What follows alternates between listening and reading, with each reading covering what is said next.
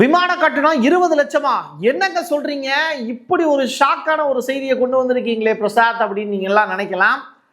வெளியூருக்கெல்லாம் போகணும், வெளிநாடுகளுக்கு போகணும் அப்படின்னு நினைக்கக்கூடிய நிறைய பிஸ்னஸ் பீப்புளுக்கு இப்போ ஸ்ட்ரகிள் இருக்கு. யூகே ட்ரம்ப், அதாவது ஸ்டாமருக்கும் ட்ரம்ப்புக்கும் இடையில இருக்கக்கூடிய உறவு அப்படிங்கிறது செதஞ்சு சுக்குநூறாயிருச்சு. அதுக்கு சில காரணங்களும் இருக்கு. அப்படின்னா E3 நாடுகள்னு சொல்லப்படக்கூடிய பிரான்ஸு, ஜெர்மனி, இங்கிலாந்து இவங்கெல்லாம் ஈரானுக்கு எதிராக போர் பண்ண வரமாட்டாங்களா அப்படிங்கிற கேள்வி இருக்குல்ல. அதுக்கான பதிலையும் நம்ம பார்க்க போகிறோம். இது எல்லாத்தையும் தாண்டி கமினி அவர்களை பற்றிய ஒரு வீடியோ ஒன்று ரிலீஸ் ஆயிருக்கு. அதை பற்றிய செய்திகளும் இந்த வீடியோக்குள்ளே இருக்க போகுது. டீட்டெயில்டாக பேசுவோமா? வாங்க பார்க்கலாம் உறவுகளே. இது பிரசாத் சிக்னேச்சர். தென்னிந்தியாவின் கட்டடக்கலை ராஜாக்கள் creator constructions and north west interiors உங்களோட கனவு இல்லத்தை பிரம்மாண்டமா கட்டி கொடுக்குறாங்க கிரியேட்டர் கன்ஸ்ட்ரக்ஷன்ஸ். அதோட கட்டி கொடுத்த வீட்டை இன்டீரியர் பண்ணி அழகாக்குறாங்க நார்த் வெஸ்ட் இன்டீரியர்ஸ். தொடர்புக்கு 72907991. உங்களுடைய தொழில் சம்பந்தமான விளம்பரங்களை நமது சேனலில் ஒளிபரப்ப உங்களுக்கான அருமையான வாய்ப்பு. ஈரானை பத்தி துருக்கியினுடைய அதிபர் எர்டகன் ரொம்ப பெருமை பொங்க பேசியிருக்கார். அது என்ன தெரியுமா? அதாவது முதல்ல ஈரான் எங்களுடைய பக்கத்து நாடு. 1639 ஆண்டுல இருந்து எங்களுக்கும் அவங்களுக்கும் இடையிலான உறவு அப்படிங்கிறது அமைதியா இருக்கு. பிரச்சனை எதுவும் கிடையாது. அங்கே எங்களுடைய சகோதரர்கள் தான் வாழ்கிறாங்க. பல நூற்றாண்டு காலமாக நாங்கள்லாம் அமைதியாக வாழ்ந்துக்கிட்டு இருக்கோம். எங்கள் மேலே ஏன் போர் பண்ணுறீங்க? கடவுளின் பெயரால் நான் கேட்குறேன், எங்களோட போர் பண்ணுறதை முதல்ல நிறுத்திடுங்க அப்படின்னு சம்மந்தப்பட்டவங்களுக்கு தகவல் சொல்கிறார். ஸோ பேச்சுவார்த்தை நடத்துறதுக்கு அந்த இடத்துல ஒரு மத்தியஸ்தம் பண்ணுறதுக்கு நான் தயாராக இருக்கேன் அப்படின்னு ரொம்ப பணிவாக தான் பேசுகிறார். சவுதி அரேபியாவினுடைய பாதுகாப்பை வலுப்படுத்துவதற்கு பாகிஸ்தான் வான் பாதுகாப்பு படை இப்போ அனுப்புகிறாங்க. அதாவது LY-80 FM-90. அது மட்டும் கிடையாது, அன்சா அப்படிங்கிற அந்த தொடர் ஏவுகணைகளையும் இப்போது பாகிஸ்தான் லான்ச் பண்ணியிருக்காங்க. இது எல்லாமே யாருக்கு ஆதரவாக அவங்க செய்கிறாங்கன்னா சவுதி அரேபியா அப்படிங்கிற அந்த பணக்கார நாட்டுக்கு ஆதரவாக செய்கிறாங்க. தவிர பாகிஸ்தானுடைய உளவு தகவல்களும் அவங்களுக்கு ஷேர் செய்யப்படுது. இதை யார் சொல்லியிருக்கா அப்படின்னா, ஏன்னா பாகிஸ்தான் தொடர்பான செய்தி, அதை கரெக்டாக சொல்லணும்ல. அதை வெளியிட்டிருக்கிறது யாருன்னா CNN News 18 அப்படிங்கிற அந்த சேனல் வெளியிட்டிருக்காங்க. சவுதி அரேபியாவினுடைய இலக்குகள் மீது ஈரானிய ஏவுகணை தாக்குதல் நடத்துனாங்கன்னா அதை தடுக்கிறதுக்கு தேவையான ஏர் டிஃபென்ஸ் சிஸ்டத்தை தான் இப்போ கொடுத்து உதவுறாங்க. இப்போது நூர்கானில் இருந்து கராச்சிக்கு IL-78 MP அப்படிங்கிற அந்த விமானம் பறந்திருக்கு. அதுக்கப்புறம் இங்கிருந்து டைரக்டாக சவுதி அரேபியாவுக்கு அது புறப்படும் அப்படின்னு சொல்கிறாங்க. ஸோ இப்படிப்பட்ட ஒரு பெரிய உதவிங்கிறது பாகிஸ்தானில் இருந்து சவுதி அரேபியாவுக்கு போகிறது இதான் முதல் முறை அப்படின்னு சொல்கிறாங்க. ஸோ சவுதி அரேபியா ஈரானுடைய இலக்காக இருக்கா அப்படின்னு கேட்டால் கிடையாது. ஆனால் மொசாட்டினுடைய இலக்காக இருக்குது. ஏன்னா சவுதி அரேபியாவில் ஏகப்பட்ட சம்பவத்தை இஸ்ரேல் தான் பண்ணியிருக்காங்க, அரபு நாடுகளுக்கும் ஈரானுக்கும் இடையில பகையை உண்டாக்குறதுக்காக. சரி, இப்போ ஒரு ChatGPTயினுடைய ஆப் இருக்குல்ல, அதை அன்இன்ஸ்டால் பண்ணக்கூடிய சுச்சுவேஷன் இப்போ அதிகமாக இருக்குது. 295 மடங்கு அதிகமாக இருக்குது அப்படிங்கிறாங்க. அதுக்கு பதிலாக இந்த கிளவுடு அப்படிங்கிற அந்த ஏஐ இப்போது ரொம்ப பெரிய அளவில் வைரலாக சுற்றிக்கிட்டு இருக்கு, நிறைய பேர் பார்க்குறாங்க. அப்படி எதனால் இந்த ChatGPT டவுன் ஆகிடுச்சு அப்படின்னு சொல்லிட்டு ரிசர்ச் பண்ணிக்கிட்டு இருக்காங்க. ரெண்டாவது, DOD சட்டங்களை பின்பற்றக்கூடிய ஓப்பன் ஏஐ ஒப்புக்கொண்ட பிறகு பயனர்கள் இந்த ChatGPT செயலியை யூஸ் பண்ணுறதை நிறுத்திட்டாங்க அப்படின்னு சொல்கிறாங்க. அதாவது ரேஷியோ கம்மியாயிடுச்சு அப்படிங்கிறாங்க. இப்போது மிக முக்கியமான ஒரு ஸ்டேட்மெண்ட்டை பற்றி நம்ம பேச போகிறோம். ஏஐ பற்றி பேசுகிறதுனால கமினி அவர்களுடைய இறப்பு இருக்குல்ல, அது தொடர்பான ஒரு ஏஐ ஃபோட்டோ ஒன்று வெளியாயிருந்தது. நிஜமான ஃபோட்டோன்னு தான் எல்லாருமே எடுத்து பகிர்ந்துக்கிட்டு இருந்தாங்க. இதை நானும் வெரிஃபை பண்ணுறதுக்கு ஏகப்பட்ட தளங்களில் செக் பண்ணேன். அதற்கு பிறகு தான் இது ஒரு ஆர்டிஃபிஷியல் இன்டெலிஜென்ஸ் சைட்லேருந்து வெளியிட்டு இருக்கக்கூடிய இமேஜ்னு கன்ஃபார்ம் ஆச்சு. ஸோ இது உண்மையான இமேஜ் கிடையாது, கமினி அவர்களுடைய ஃபோட்டோ அது கிடையாது, ஏஐயால் உருவாக்கப்பட்டது. இது எப்படி கண்டுபிடிக்கிறாங்கன்னா, சிந்த் ஐடி அப்படிங்கிற ஒரு வாட்டர் மார்க் அதில் இருந்ததை கண்டுபிடிக்கிறாங்க. ஸோ வாட்டர் மார்க்குங்கிறது ஈஸியாக எடுத்துடலாம், பட் சில சென்சிட்டிவான விஷயங்களை ஈஸியாக கண்டுபிடிச்சிடுவாங்க. அதுக்கு ஏற்ற மாதிரியான ஆப்ஷன்லாம் இருக்குது, ரைட்டா? ஸோ கூகுளுடைய ஏஐ படம் மூலியமாக அதை உருவாக்கியிருக்காங்க அப்படிங்கிறது தான் அந்த தகவல். சரி, இது ரொம்ப ரொம்ப முக்கியத்துவம் வாய்ந்த ஒரு செய்தியும் கூட இல்லையா. இப்போது சைனாவோட டாக்குமெண்ட் அடிப்படையில், அதாவது ஒரு விபத்து நடக்குது அப்படின்னாலோ இல்லை ஒரு போர் நடக்குது அப்படின்னாலோ சைனாக்காரங்க என்ன பண்ணுறாங்க, அவங்க வச்சுருக்கக்கூடிய ஃபோனை வச்சு சக் சக் சக் சக்னு ஃபோட்டோவில் எடுக்கிறது இல்லை, வீடியோவும் எடுத்துடுறாங்களாம். அது மட்டும் இல்லை, பாதிக்கப்பட்டுக்கிட்டு இருக்கிறதே சைனாக்காரனாக இருந்தால் கூட ஒரு பக்கம் வந்து கம்பியில் தொங்கிக்கிட்டே நான் தொங்கிக்கிட்டு இருக்கேன் அப்படிங்கிறதையும் ஃபோட்டோ எடுத்து வீடியோ எடுத்து வெளியிட்டுருவாங்களாம். அது மாதிரி ஐக்கிய அரபு எமிரேட்ஸில், இது நான் சொல்லலைங்க, இது வீடியோ அனுப்பிச்ச நபர்கள் வந்து சொன்னாங்க, ஐக்கிய அரபு எமிரேட்ஸில் ஈரானிய பாலிஸ்டிக் தாக்குதல் நடந்துக்கிட்டு இருந்துச்சுல்ல, அப்போது சைனாக்காரங்க எல்லாருமே மற்ற நாட்டுக்காரங்கள்லாம் ஓடிக்கிட்டு இருக்கும்போது சைனாக்காரங்க மட்டும் அந்த வீடியோவை எடுத்துக்கிட்டு இருந்தாங்களாம். இது ஒரு பக்கம் ஆவணப்படுத்துகிறாங்க, நல்ல விஷயந்தான். ஹவுதிஸ் வந்து ஒரு ஸ்டேட்மெண்ட் ஒன்று கொடுத்துருக்காங்க. அது என்னென்னா, செங்கடலுடைய ராஜாக்கள் பழங்குடிகள் அப்படின்னு நம்மளால் முதலாக அழைக்கப்பட்டவங்க இந்த ஹவுதிஸ். சரி, இப்போ ஏமனில் இருக்கக்கூடிய ஹவுதிஸ் வந்து பக்ரைனுடைய உள்துறை அமைச்சகத்தை ஃபோன் பண்ணி கேட்குறாங்க, உங்களுக்கு எதுவும் பாதிப்பு ஏற்பட்டுச்சா, அங்கே எதுவும் போர் நடக்குதா அப்படின்னு. அதுக்கு பக்ரைனில் இருக்கக்கூடிய டிஃபென்ஸ் இருக்காங்கல்ல, டிஃபென்ஸ் சைடில் அவங்க என்ன சொல்கிறாங்க, வணக்கம், அதே நேரத்தில் எங்கள் நாட்டில் எதுவும் போர்லாம் நடக்கலையே அப்படிங்கிற ஸ்டேட்மெண்ட் சொல்கிறாங்க. அடி வாங்கினாலும் வெளியில் கத்தாமல் இருக்கிறது இருக்குல்ல, அதில் பக்ரைன்காரங்க ரொம்ப பெரிய அளவில் சாகசம் பண்ணிக்கிட்டு இருக்காங்க. இதை ஈரான் வந்து ஹவுதிகள் மூலிமா உறுதிப்படுத்துகிறாங்க. ஹவுதிகள் மூலிமா எப்படி உறுதிப்படுத்துகிறாங்கன்னா, பக்ரைன் அமெரிக்காவோட ஜாயின் பண்ணுதா இல்லையா, இல்லை மறுபடியும் அடிக்கலாமா வேணாமா அப்படிங்கிறத இந்த செய்திகள் மூலிமா உறுதிப்படுத்திக்கிறாங்க போல், அப்படித்தான் எனக்கு புரியுது.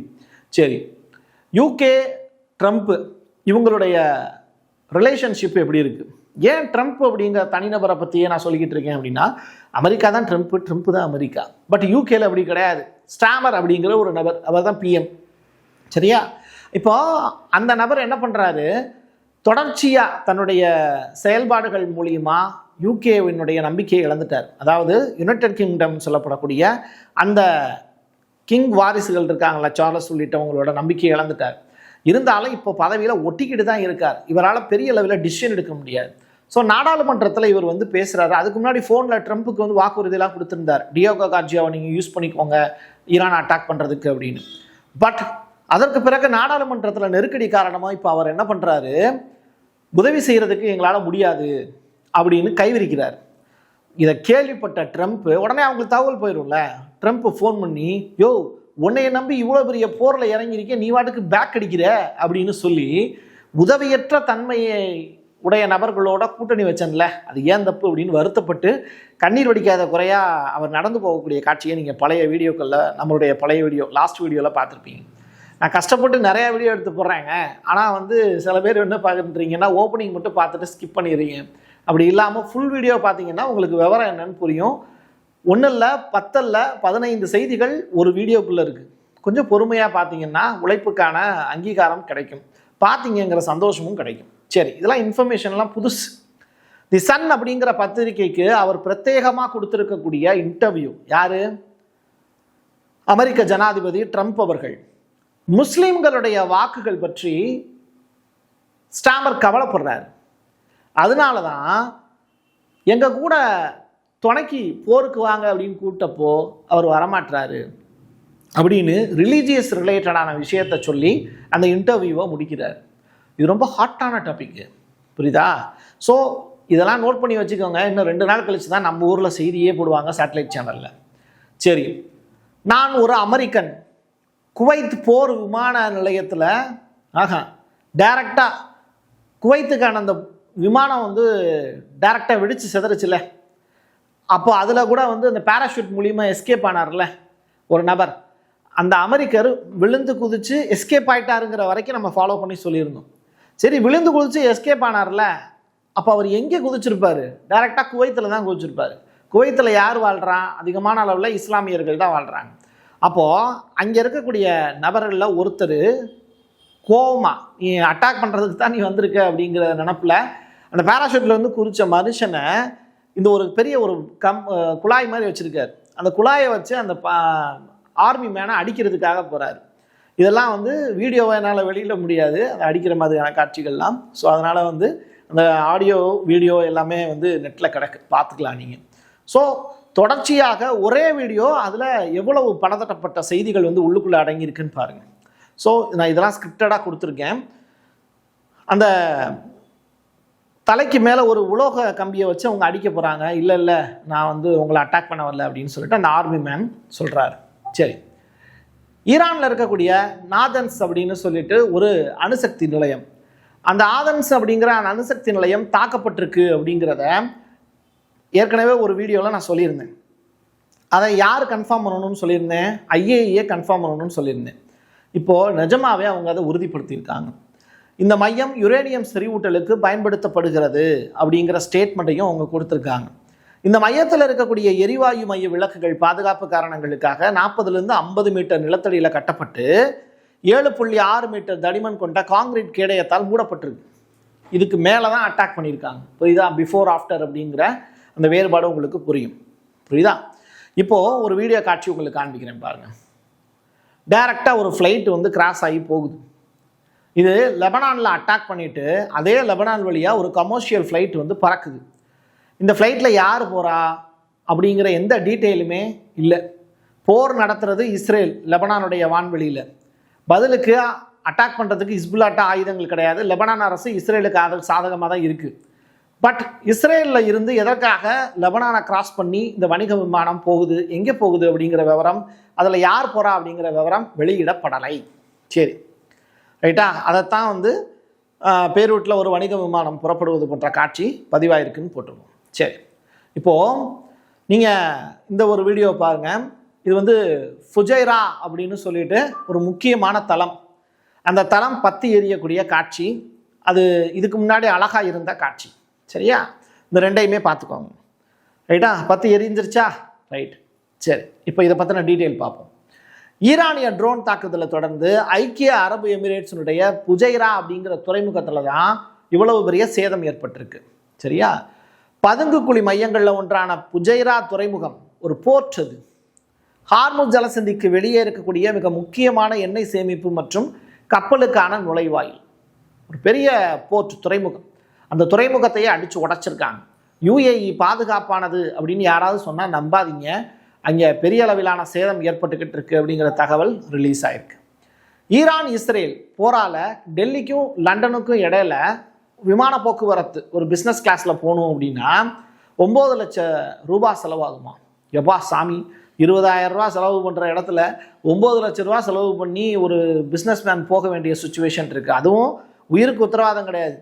ஆனால் இதையும் செலவு பண்ணி போகிறாங்களாம். ஆனால் ஃப்ளைட் என்ன ஆகுது? டிலே ஆகுது. ஏன்னா போயிட்டு இறங்க முடியலை, லேண்ட் ஆக முடியல. அப்போ திரும்பி வந்துடுறாங்க. இதில் என்ன பிரச்சனைனா, யூகேக்கு போகிறதுல ப்ராப்ளம் இல்லை. ஆனால் எப்பவும் பயன்படுத்துவாங்கள்ல வான்வெளி, அதில் பயணப்பட முடியாது. இப்போ நம்ம ஒரு ரூட்டில் போகிறோம், தரையில் ஒரு ரூட்டில் போகிறோம் அப்படின்னா டேக் டைவர்ஷன் சொல்லுவாங்கல்ல, அதே மாதிரி வான்வெளியிலையும் டேக் டைவர்ஷன் கொடுக்குறாங்க. அப்போது 9 மணிலேருந்து 10 மணி நேரம் ட்ராவல் பண்ண வேண்டிய ஒரு இடம் ரெகுலராக போகிறீங்கன்னா அதுக்கு பதிலாக இப்போ எவ்வளோ நேரம் ஆகுது தெரியுமா? 25லேருந்து 30 மணி நேரம் வரைக்கும் ட்ராவல் பண்ண வேண்டிய சுச்சுவேஷன். கிட்டத்தட்ட எத்தனை நாள்? 1.5 நாள் ட்ராவல் பண்ணி தான் நீங்கள் டெல்லியிலேருந்து UK போகணும். இதுதான் அங்கே இருக்கக்கூடிய தர்ம சங்கடமான நிலை. இப்போது இந்த எக்கனாமிக் கிளாஸ் இருக்குல்ல, அதில் ஒரு 40,000 வரைக்கும் ஒரு சீட்டுக்கு வாங்குறாங்க ஃப்ளைட்டில் அப்படின்னா, இப்போ அந்த பிஸ்னஸ் கிளாஸ் வந்து 1.5 லட்சத்தில் இருந்து 2.5 லட்சம் ரூபா வரைக்கும் வாங்குறாங்க அப்படிங்கிற தகவல் வெளியாயிருக்கு.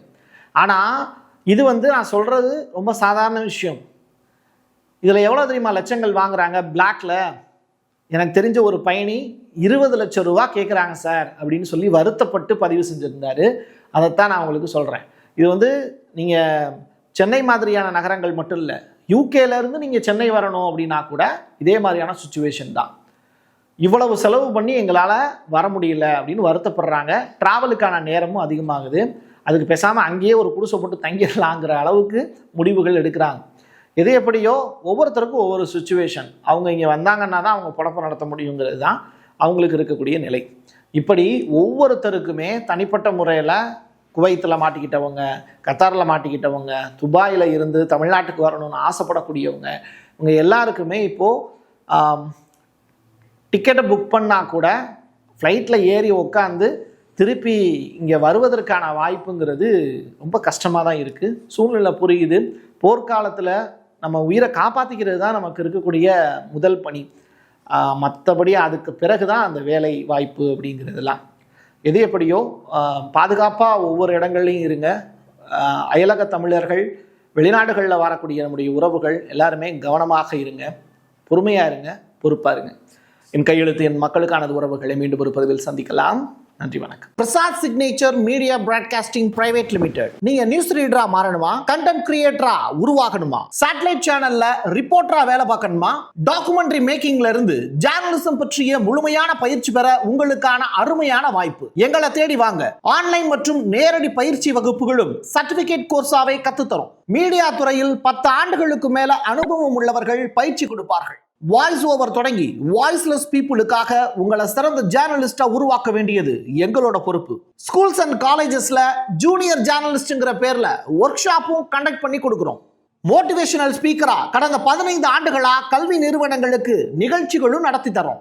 தொடர்புக்கு 9944790333 94493594 prasadsignature@gmail.com. உங்களுடைய தொழில் சம்பந்தமான விளம்பரங்களை நமது சேனலில் ஒளிபரப்ப உங்களுக்கான அருமையான வாய்ப்பு.